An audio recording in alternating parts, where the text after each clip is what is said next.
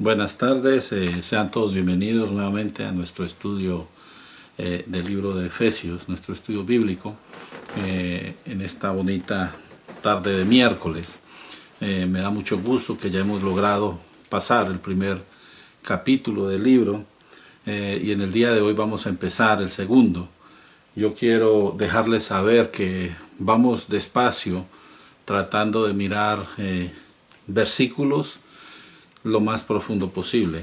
En el día de hoy pienso yo que vamos a posiblemente mirar 2 versículos, si mucho, pero nuestra meta es tratar de entender bien lo que el Señor nos quiere decir a través de esta carta. Es una carta muy conocida, que a muchas personas les gusta, y yo los invito, los animo a que usted en su casa busque su Biblia y se lea toda la carta. Son como en realidad son 6 capítulos y son de bastante edificación. Entonces vamos a orar, pedirle al Señor que nos dirija en esta tarde y que podamos juntos aprender un poquito más acerca de la palabra de Dios. Vamos a orar. Padre, en esta tarde yo te alabo, te glorifico, Señor, te doy gracias porque eres Dios bueno y misericordioso. Gracias por permitirnos, Señor, tener tu palabra al alcance de nuestra mano, por poderla estudiar, Señor, por poderla compartir. Te pedimos, Rey Celestial, que seas tú ayudándonos a entender y a asimilar todo el mensaje que estamos recibiendo en este día y que lo podamos compartir. Quiero pedirte, Señor, por las peticiones de todas aquellas personas que nos están mirando a través de este video, Señor, en las redes sociales. Todos tenemos necesidades, todos tenemos anhelos, todos tenemos angustias, pensamientos. Todo esto lo ponemos delante de ti, Señor, en esta tarde, y te pedimos que seas propicio a nuestras necesidades, que respondas, Señor, al clamor de tu pueblo y que nos ayudes a acercarnos más a ti. Te damos gracias, pues, en el nombre de Jesucristo, nuestro Señor y nuestro Salvador. Amén. Como introducción a este segundo capítulo, vamos a leer la primera porción del capítulo, son los versículos 1 al 10. Ahora, la lectura es solamente para saber de qué vamos a hablar. Los versículos que vamos a estar tratando el día de hoy y que posiblemente esperamos que logremos evacuarlos son los versículos del 1 al 3. Pero vamos a leer la primera porción que tiene como título allí en la Biblia Salvos por Gracia. No todas las Biblias tienen títulos, pero la mía tiene ese título y entonces allí el escritor explica un poquito acerca de esto. Vamos a empezar leyendo. Dice: y Él os dio vida a vosotros cuando estabais muertos en vuestros delitos y pecados, en los cuales anduvisteis en otro tiempo, siguiendo la corriente de este mundo, conforme al príncipe de la potestad del aire, el espíritu que ahora opera en los hijos de desobediencia, entre los cuales también todos nosotros vivimos en otro tiempo, en los deseos de nuestra carne, haciendo la voluntad de la carne y de los pensamientos, y éramos por naturaleza hijos de ira, lo mismo que los demás. Pero Dios, que es rico en misericordia, por su gran amor con que nos amó, aun estando nosotros muertos en pecados, nos dio vida juntamente con Cristo. Por gracia sois salvos. Y juntamente con Él nos resucitó, y asimismo nos hizo sentar en los lugares celestiales con Cristo Jesús, para mostrar en los siglos venideros las abundantes riquezas de su gracia, en su bondad para con nosotros, en Cristo Jesús. Porque por gracia sois salvos, por medio de la fe. Y esto no de vosotros, pues es don de Dios, no por obras, para que nadie se gloríe, porque somos hechura suya, creados en Cristo Jesús para buenas obras, las cuales Dios preparó de antemano para que anduviésemos en ellas. Esos son los primeros 10 versículos del capítulo 2 del libro de Efesios que estamos tratando en el día de hoy. Entonces vemos que el título, como ya lo había dicho antes, dice que nosotros estamos vivos por gracia. Ahora, poseer una nueva vida quiere decir que nosotros tenemos que cambiar de Señor, de acuerdo a lo que hemos leído en este pasaje en este día.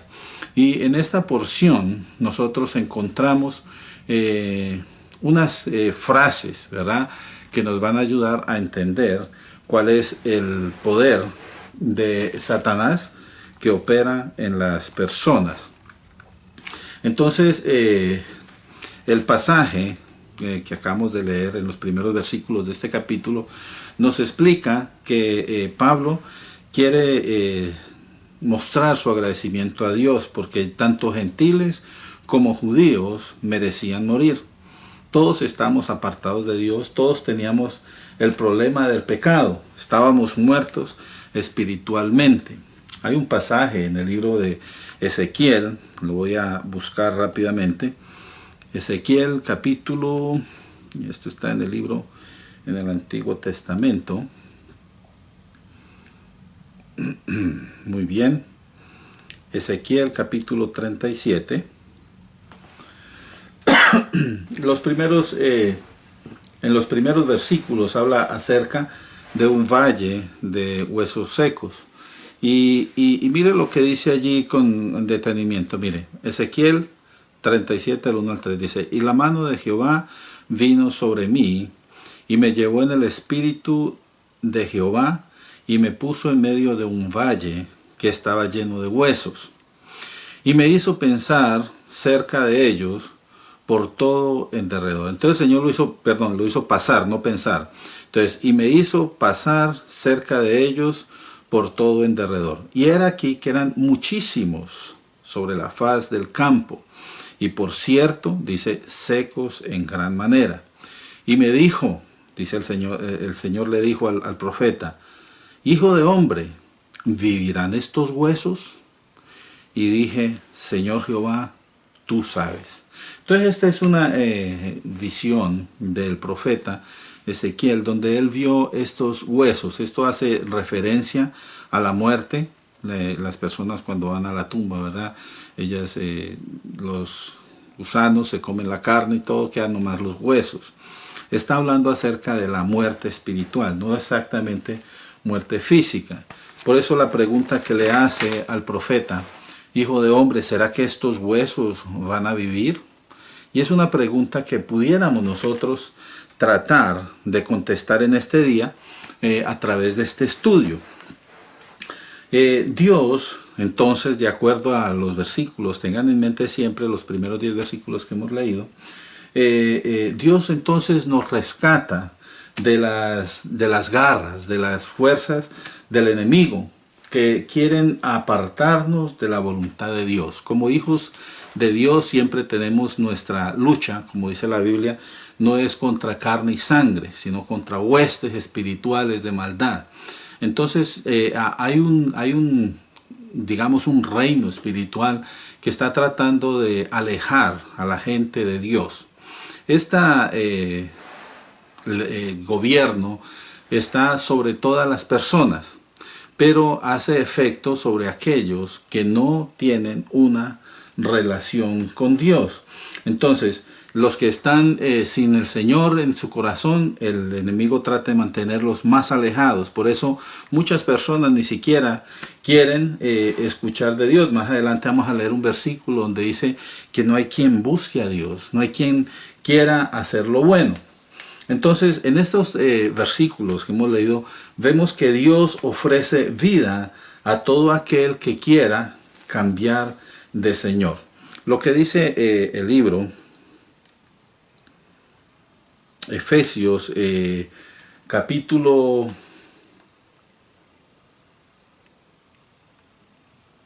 2, del 1 al 3, lo que acabamos de leer, se los voy a repetir.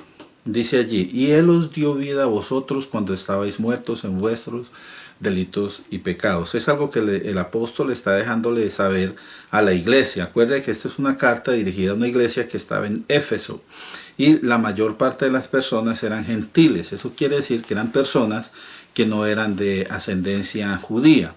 Entonces él dice en el versículo 2: en los cuales anduvisteis en otro tiempo, siguiendo las corrientes de este mundo, conforme al príncipe de la potestad del aire, el espíritu. Y mire que aquí expresa él que es el espíritu que ahora opera en los hijos de desobediencia. Nomás un paréntesis rapidito.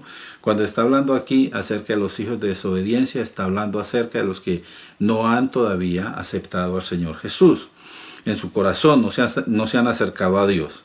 Y mire lo que dice el versículo 3, entre los cuales dice todos nosotros, ahí se incluye el autor, o sea, el apóstol dice yo también era así, vivimos en otro tiempo, eso es antes de conocer al Señor, éramos iguales a ellos, entonces vivimos en otros tiempos los deseos de nuestra carne, haciendo la voluntad de la carne y los pensamientos, y luego dice allí, y éramos por naturaleza hijos de ira, lo mismo que los demás. Entonces, nosotros conocimos eso antes de venir a Cristo.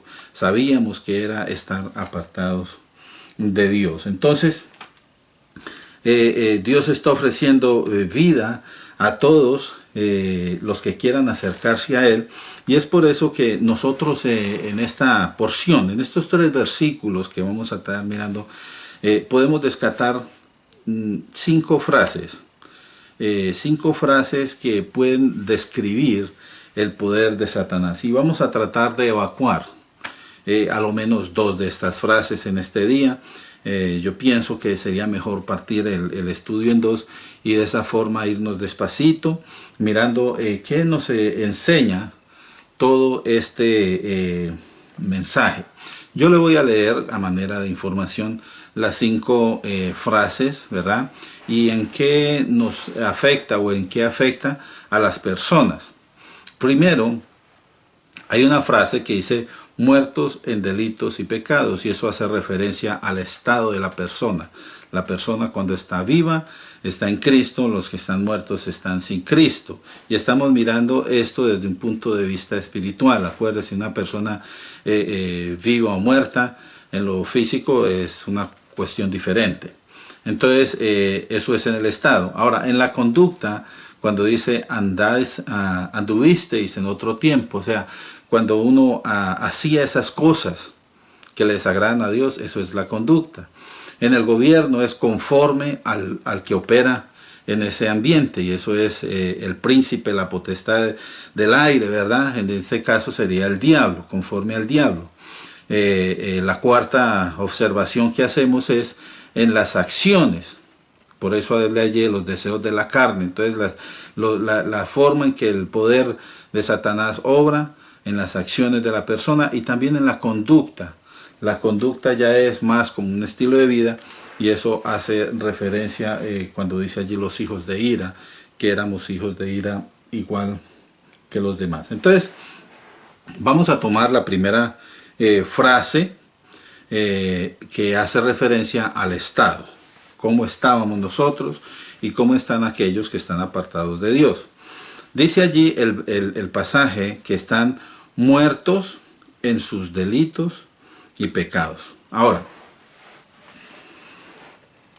muertos en delitos y pecados, estar muerto, según la Biblia, quiere decir que una persona tiene un cuerpo vivo, pero posee un alma muerta. O sea, yo estoy vivo, mi alma ahora vive porque Cristo está en mí.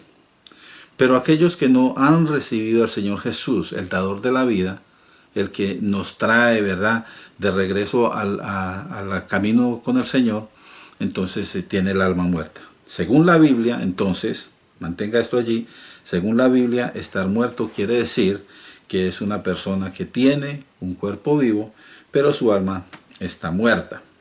Ahora, es tal esta insensibilidad que tiene la persona que no percibe de ninguna forma o no se mueve en cuanto a la fe. O sea, no quiere saber nada de Dios. El muerto tiene su mente en tinieblas, o sea, en la oscuridad. En el libro de Efesios, capítulo 4, versículo 19, encontramos un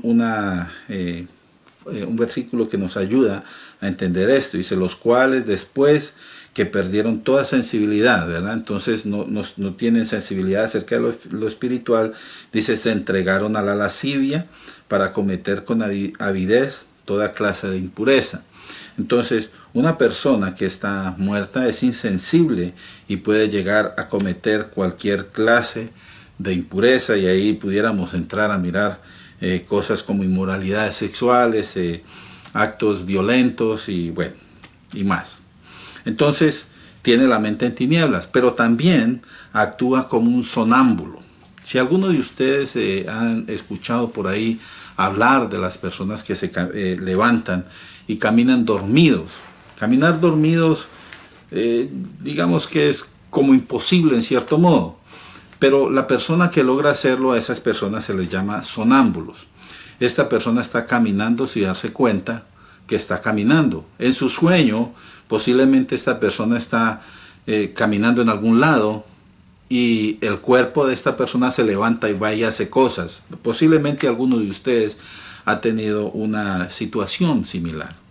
En lo espiritual hay gente que camina como sonámbulos, o sea, están dormidos espiritualmente.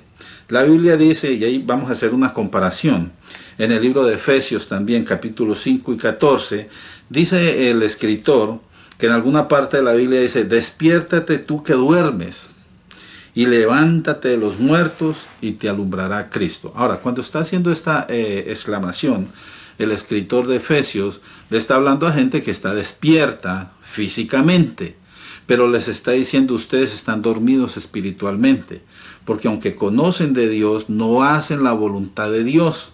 Por eso es lo que dijimos en el otro versículo, ¿verdad? Después que perdieron toda sensibilidad, o sea, conocían de Dios, pero se apartaron a tal forma que perdieron sensibilidad. El versículo que leímos en Efesios 4:19 dice: y se entregaron a la lascivia para cometer toda clase de impureza. Ahora, en este mismo libro, en el capítulo 5, acabamos de leer, son personas que andan como sonámbulos, están dormidos espiritualmente y no quieren que la luz de Cristo les alumbre. Entonces, estas son personas que posiblemente son religiosas y que aunque conocen algo del Señor, no quieren obedecerlo de acuerdo a lo que dice la palabra de Dios. Ahora, en el libro de Primera de Tesalonicenses también encontramos un versículo que nos da un poquito más de luz a esta expresión de ser sonámbulo. Primera Tesalonicenses 5, versículo 6, dice: por tanto, no durmamos como los demás. Y aquí está haciendo un llamado a aquellos que, aun siendo cristianos, de alguna forma se empiezan a dejar llevar por las corrientes del mundo y empiezan a no practicar la lectura de la Biblia, a no orar, a no congregarse, a no participar en las actividades de la iglesia. Mejor dicho, como que se duermen y no hacen lo que tienen que hacer. Entonces dice el escritor de Primera Tesalonicenses: por lo tanto, no durmamos como hacen los demás, sino, mire lo que dice, velemos y seamos sobrios. O sea, seamos conscientes de que tenemos que buscar de Dios, seamos conscientes de que tenemos que serle fiel a Él. Ahora, estar en esta condición de muertos en delitos y pecados es una condición de una magnitud muy grande. ¿Por qué? En esa posición, la persona no quiere saber nada de Dios. Puede ser un creyente que se haya apartado, está frío espiritualmente, como lo menciona la Biblia en algunos versículos, pero la Biblia también hace referencia a todos aquellos que no han escuchado de Dios. Mire lo que dice allí, Romanos 3:11, dice: no hay quien entienda, no hay quien busque a Dios. Entonces, si uno quisiera mirar todo este capítulo, también dice que no hay ninguno bueno, ¿verdad? Entonces, esta muerte que está en delitos y pecados es como si fuera un ataúd. Póngase usted a imaginar, como estar metido en una caja grande, una fosa que no se sacia, sino que atrapa y retiene para siempre a la persona, no lo deja salir de allí. Estar muertos en delitos y pecados, solamente el poder de Dios puede sacar a una persona de esa situación. Entonces, estas dos palabras normalmente en la Biblia aparecen separadas, pero en esta ocasión, cuando aparecen juntas, delitos y pecados, o sea, estar muertos en delitos y pecados, está haciendo referencia a que el pecado El pecado es tan grande que es como si la persona estuviera muerta. Entonces está en el puro estado de muerte espiritual. Vamos a mirar estas dos palabras con detenimiento. ¿Qué es delito? Delito en castellano es sinónimo de culpa o ilegalidad, algo que es ilegal, algo que va en contra de la justicia, en contra de la ley. La traducción, esta palabra viene del griego paraptoma y se usa en el Nuevo Testamento más de 20 veces. La palabra paraptoma, de la cual viene esta palabra delito. Ahora, hay 5 palabras que se usan para traducir esta misma palabra en el Nuevo Testamento. Entonces, cuando usted ve estas palabras en la Biblia, leyendo en español, se va a dar cuenta que el original era paráptoma. Tiene tilde, paráptoma.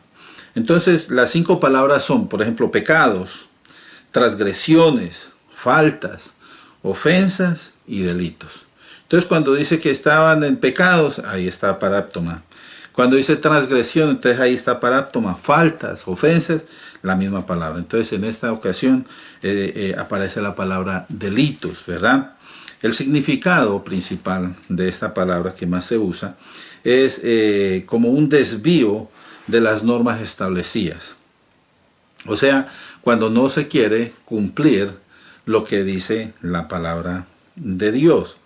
En el libro de Romanos, capítulo 5, versículos 15 al 20, habla un poquito acerca de esta transgresión. O sea, se habla acerca de la transgresión. Y es cuando el escritor está hablando acerca de Adán y Cristo. Dice, pero el don no fue como la transgresión, porque estoy leyendo, perdón, hago pausa, Romanos 5, del 15 al 20. Romanos 5, 15 al 20. Ahora sí, vuelvo a leer. Pero el don no fue como la transgresión, porque si por la transgresión de aquel uno murieron los muchos, hablando de Adán, abundaron mucho más para los muchos la gracia y el don de Dios por la gracia de un hombre, Jesucristo. Entonces ahí está hablando de Adán y de Cristo, y es dando a entender el uso de esta palabra paráptoma en un pasaje más amplio. Yo lo voy a dejar hasta ahí, usted lo puede leer en su casa, Romanos 5 del 15 al 20. Entonces, bueno, recopilando un poquito, esta palabra paráptoma es un acto ilegal, de la misma manera que el Señor Jesús habla acerca del perdón en el libro de Mateo 6, 14, donde dice, si ustedes perdonan a los hombres sus ofensas, o sea, cuando alguien hace algo en contra suya, una falta, el Señor también los va a perdonar. Y en el libro de Romanos, capítulo 4, 25, habla también acerca de que el Señor Jesús fue entregado por las transgresiones, pero también resucitado para nuestra justificación. Entonces, cuando se comete un acto ilegal, debe haber un perdón, una restitución. Entonces, la palabra paráptoma es algo que requiere ser perdonado. Y valga la redundancia, disculpen si en momentos yo repito algunas cosas, pero quiero que todo esto quede muy claro. Entonces eso es hablando acerca de delito.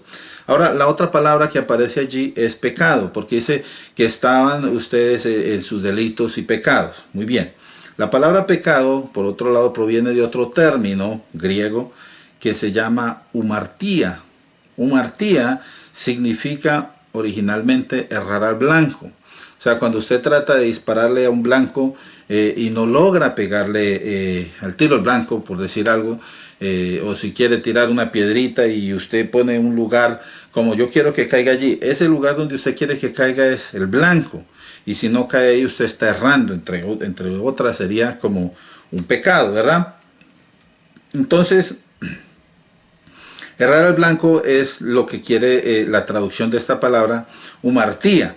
Y pues pudiera uno decir que no alcanza a traducir todo lo que encierra, ¿verdad?, el sentido bíblico de pecado, porque el pecado es algo que nos aparta de Dios, nos trae la muerte espiritual, pero en cierto modo lo que está queriendo decir esto de errar al blanco es que aunque nosotros quisiéramos y tratáramos de darle al blanco, nosotros no lograríamos hacerlo. Y nuevamente allí en ese capítulo de Romanos, capítulo 5, donde habla de Adán y Cristo, nos sirve de referencia, ¿verdad?, para entender de que el pecado entró al mundo por un hombre, y por el pecado la muerte, y así la muerte pasó a todos por cuanto todos pecaron. Entonces la magnitud de este pecado es una cuestión que llevamos en nosotros, ¿verdad? Y no podemos darle al blanco, como dijéramos. Entonces el pecado actúa en nuestro interior. En el libro de Romanos 7:11 dice: el pecado, tomando ocasión por el mandamiento, me engañó y me mató. Y más adelantico en el versículo 14 dice: sabemos que la ley es espiritual, mas yo soy carnal, vendido al pecado. Entonces dentro de nosotros está el pecado. Pablo dice: yo soy miserable, porque estoy en un cuerpo de muerte. Miserable de mí, ¿quién me librará de este cuerpo de muerte? ¿Por qué? Porque él dice: el querer hacer el bien está en mí. Yo quiero hacer el bien, pero no lo puedo hacer porque dentro de mí, en mi ser, dice, hay otra ley que me lleva cautivo al pecado. Entonces el pecado actúa en nuestro interior e idea y promueve el mal en nosotros. Entonces cuando usted hace algo malo dentro de su cuerpo, digamos en su pensar humano, usted trata de justificar eso.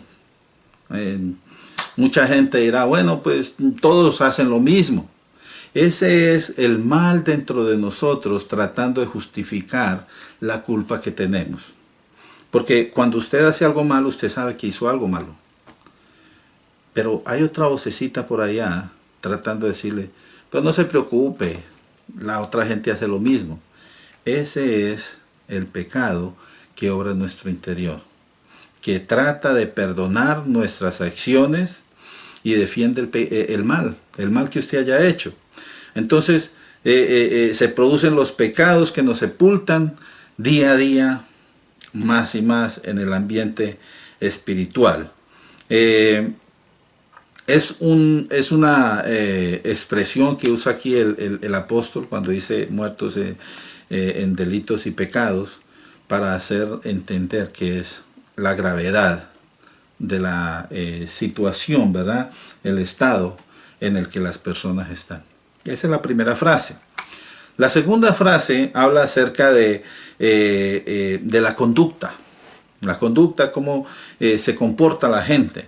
Y la frase es donde dice: anduvisteis en otro tiempo. Ya leímos esos 3 versículos, ¿verdad? Estamos en Efesios 2, del 1 al 3, es lo que estamos mirando. Y allí donde dice anduvisteis en otro tiempo, está haciendo referencia a la conducta de las personas. Pudiera ser que Pablo quería explicar en más detalle lo que significa esto de estar muertos en delitos y pecados, ¿verdad? Pero la primera característica, y escuchen muy bien esto, del muerto espiritual es su estilo de vida. ¿Cómo se comporta una persona que está muerta espiritualmente? Me ayuda a entender que le hace falta a Cristo. El Señor Jesús lo dice de una forma muy clara, dice: por sus frutos los conoceréis. O sea, por lo que hagan usted se va a dar cuenta quién es cristiano y quién no lo es. Y en este libro que estamos leyendo, Pablo está diciendo la forma de ser, cómo viven a toda hora, cómo andan en todo momento. Entonces, el estilo de vida es una característica que nos deja ver cuando una persona está muerta espiritualmente. Hay un verbo allí que dice andar, ¿verdad? Anduvisteis es el verbo andar. Y esto se refiere a la manera de ser. Por eso nosotros podemos decir que cuando Pablo está usando esta palabra, está diciendo es una forma de vida que las personas mantienen. Andar de acuerdo a la corriente es vivir aprobando el mal. Acuérdese lo que leímos allí en el versículo. Ustedes andan conforme a la corriente.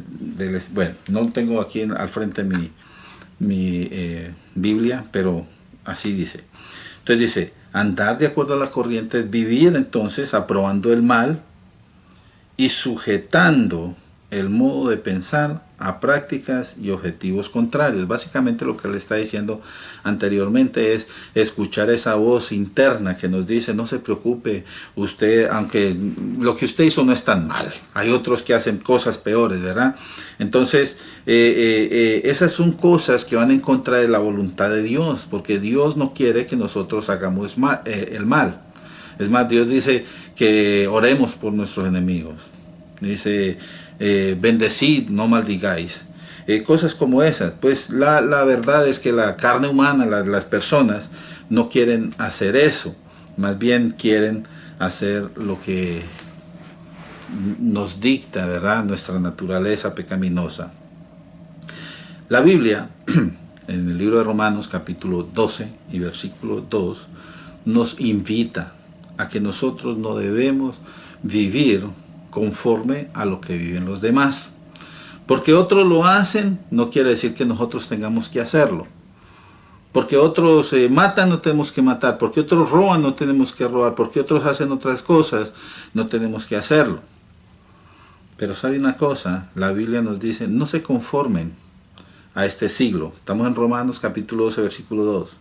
Sino transfórmense por medio de la renovación de vuestro entendimiento, para que comprobéis cuál es la voluntad de Dios. Entonces uno tiene que buscar cambiar la forma de pensar, y esto es a través de la lectura de la palabra de Dios, y allí nos vamos a dar cuenta cuál es la voluntad de Dios. ¿Qué quiere Dios para nosotros? ¿Cómo quiere Él que nosotros vivamos?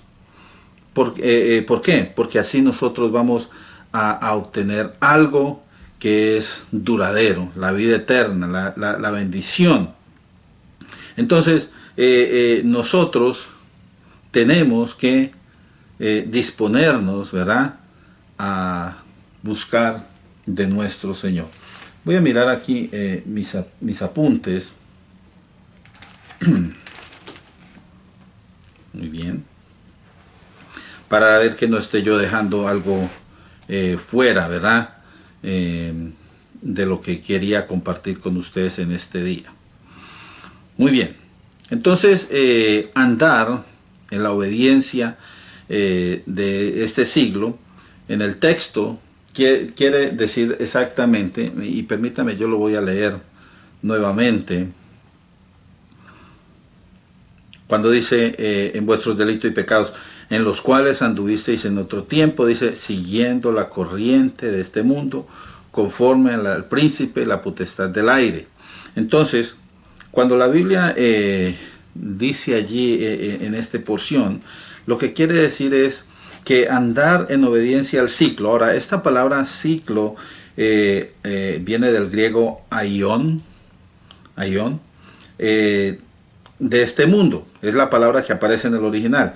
Donde ese ciclo, ¿verdad?, no significa no solamente longitud de tiempo, sino como la calidad de lo que ocurre en el tiempo. Entonces no solamente determinada cantidad de tiempo, sino todo lo que sucede en ese lapso.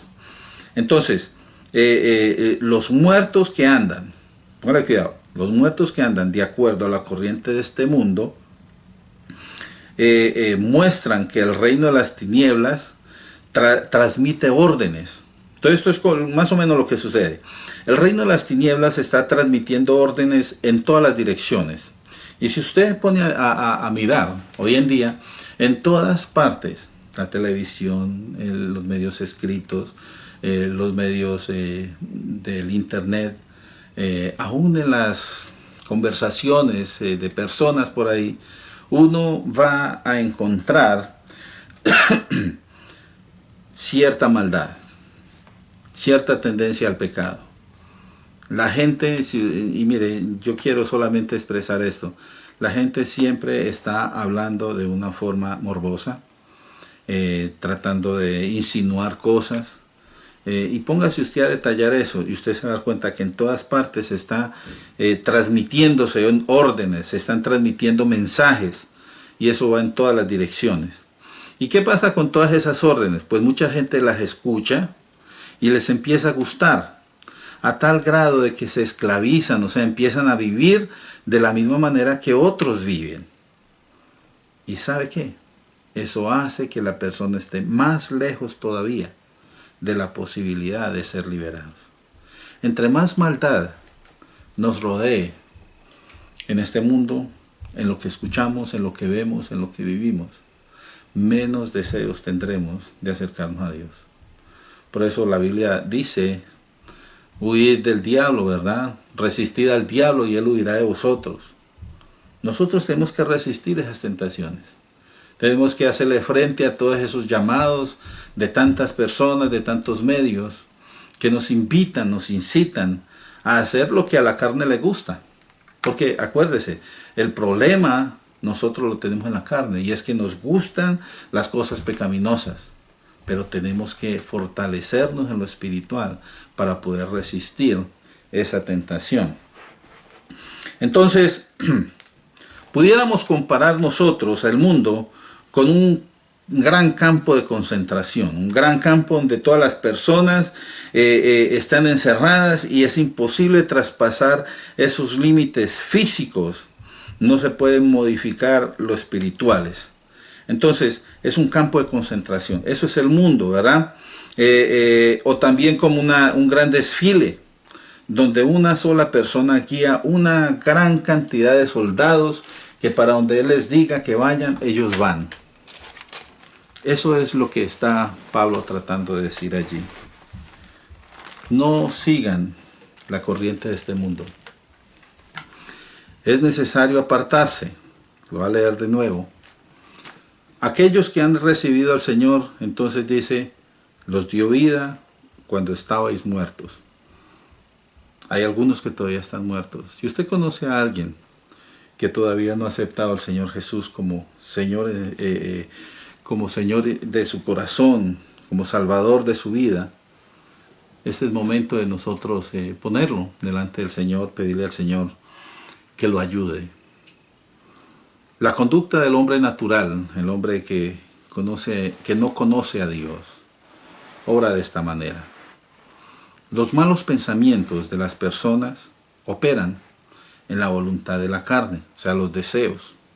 Cuando uno empieza a pensar mucho en algunas cosas pecaminosas, entonces esto nos lleva a quererlo hacer. La voluntad de la carne, y esta dirige a los deseos de la carne, donde ya no solamente se contentan con pensar y con mirar de lejos, sino que ya quieren llegar y probar. ¿Para qué? Para formar un estilo de vida. Porque cuando prueban, dice, se quedan allí y ya lo quieren seguir haciendo. ¿Sabe qué? Dice Pablo en ese pasaje que hemos leído, que nosotros anduvimos en otro tiempo en eso. Hay un pasaje que yo les quiero leer para terminar, que está en el libro de Santiago, capítulo 1. Los versículos 13 al 16. Allí dice, soportando las pruebas, es el subtítulo que tiene. Y nos llama a nosotros a no culpar a nadie por las tentaciones, porque las tentaciones están en nosotros y nosotros somos los que accedemos a ese llamado. Acuérdense que el mundo está mandando estos mensajes constantemente y aquellos que lo reciben y lo aceptan y lo toman, entonces van a aprender a vivir así y se van a apartar más del Señor. Entonces dice los versículos 13 hasta el 16, Santiago 1, 13 al 16, dice, cuando alguno es tentado, no diga que es tentado de parte de Dios. ¿Por qué? Dice, porque Dios no puede ser tentado por el mal, ni él tienta a nadie, sino que cada uno es tentado cuando de su propia concupiscencia, o sea, sus deseos internos, es atraído y es seducido. Y ya cuando está seducido, entonces dice la concupiscencia, después que ha concebido, que ya ha puesto ese deseo, ese dulcecito en usted, entonces dice, da a luz el pecado. Y ya después, el pecado es ese deseo de ir y hacer la acción. Y ya cuando usted va y hace esa acción, entonces, y el pecado siendo consumado, o sea, ya usted cometió el pecado físicamente, entonces ahí viene donde dice que da a luz la muerte. Quiere decir que ya empezamos a apartarnos de Dios. No podemos equivocarnos. Dice allí, hermanos, amados hermanos míos, no erréis. Tenemos que entender que vivimos en un conflicto entre lo espiritual y lo físico. En lo físico vivimos y entendemos muchas cosas que suceden, pero en lo espiritual suceden otras cosas que afectan lo físico. Pablo lo expresa en este pasaje que leímos, cuando el Señor nos dio vida. Nosotros estamos apartados de Dios y Él nos dio vida. Estamos muertos en nuestros delitos y pecados, viviendo de la misma manera que los demás, siguiendo aquellas órdenes que dice el príncipe de la potestad del aire está enviándole a todo el mundo. ¿Para qué? Para que no se acerquen a Dios. Estas dos frases que hemos tratado en el día de hoy nos ayudan a entender de que el comportamiento, nuestro comportamiento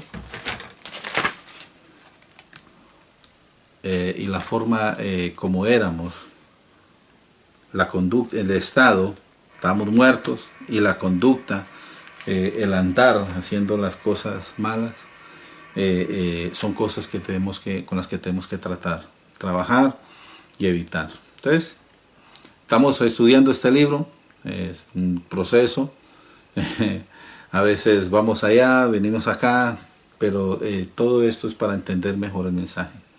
Vamos a orar, pedirle al Señor que nos ayude a asimilar durante esta semana este poquito que hemos estudiado, y que nos ayude también para que la próxima semana podamos seguir con las otras 3 frases y Dios permita que las podamos evacuar, que están contenidas en los 3 primeros versículos del capítulo 2 de Efesios. Entonces vamos a orar y pidámosle a Dios que nos ayude y nos guíe. Padre, en esta tarde te damos gracias por este tiempo que hemos compartido. Mi Dios, yo te pido que lo que he hablado traiga claridad a las mentes de todas estas personas que están mirando este video, y que nos ayudes juntos, Señor, a entender cuál es tu voluntad, y no solamente a entenderlo, sino a ponerlo por obra. Ayúdanos a vivir para darte a ti la gloria y la honra. Ayúdanos a apartarnos, Señor, de la corriente de este siglo. Ayúdanos, Señor, a apartarnos de los delitos y los pecados. Ayúdanos a buscarte más a ti. Gracias, Señor, porque cada vez que se habla de tu palabra, es como tú estás llamando, Señor, a todos aquellos que están lejos de ti. Te damos gracias, Señor, por amarnos y por querer tener comunión con nosotros. Te alabamos en esta tarde. Yo te pido que bendigas a todos y cada uno los que están participando en este tiempo de estudio. Te alabamos y te glorificamos. Te damos gracias en el nombre de Jesucristo, nuestro Señor y Salvador. Que Dios les bendiga mucho.